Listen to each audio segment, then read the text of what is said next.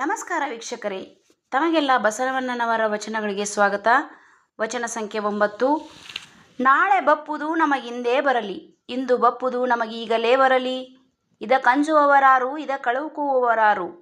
ಜಾತಸ್ಯ ಮರಣಂ ಧ್ರುವಂ. ನಮ್ಮ ಕೂಡಲ ಸಂಗಮ ದೇವ ಬರೆದ ಬರಹ ತಪ್ಪಿಸುವುದೆಂದರೆ ಆ ಹರಿಬ್ರಹ್ಮಾದಿಗಳಿಗಳವಲ್ಲ. ಈ ವಚನದ ಸರಳ ಅರ್ಥವನ್ನು ನಾವು ಹೀಗೆ ನೋಡಬಹುದು. ಮರಣವೆಂಬುದು ಹುಟ್ಟಿದವನಿಗೆ ಅನಿವಾರ್ಯವಾದುದು. ಆದುದರಿಂದ ಮರಣದ ಭಯ ನನಗಿಲ್ಲ. ಶರಣರು ಮರಣವೇ ಮಹಾನವಮಿ ಎಂದು ತಿಳಿಯುವರು. ವಿಧಿಬರಹವನ್ನು ಯಾರಿಂದಲೂ ಏನೂ ಮಾಡಲಾಗದು ಎಂದು ಶರಣರು ಹೇಳುತ್ತಾರೆ. ಇನ್ನೂ ಸ್ಪಷ್ಟವಾಗಿ ಹೇಳಬೇಕಾದರೆ, ನಾಳೆ ಬರಬಹುದಾದ ಮರಣ ಇಂದೇ ಬರಲಿ, ಇಂದು ಬರುವುದಾದರೆ ಈಗಲೇ ಬರಲಿ. ಇದಕ್ಕೆ ಹೆದರುವವರಿಲ್ಲ, ಅಳುಕುವವರಿಲ್ಲ.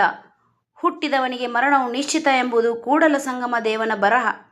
ಇದನ್ನು ಯಾವ ಹರಿಬ್ರಹ್ಮರಿಂದಲೂ ತಪ್ಪಿಸಲು ಸಾಧ್ಯವಿಲ್ಲ ಎಂಬುದು ಈ ವಚನದ ಮರ್ಮಾರ್ಥವಾಗಿದೆ.